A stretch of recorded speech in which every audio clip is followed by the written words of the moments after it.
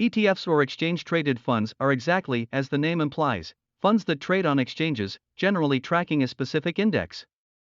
When you invest in an ETF, you get a bundle of assets you can buy and sell during market hours, potentially lowering your risk and exposure, while helping to diversify your portfolio.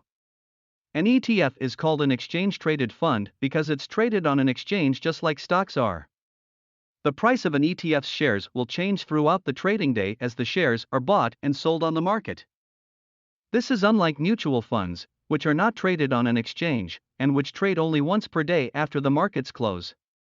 Additionally, ETFs tend to be more cost-effective and more liquid compared to mutual funds. An ETF can own hundreds or thousands of stocks across various industries, or it could be isolated to one particular industry or sector.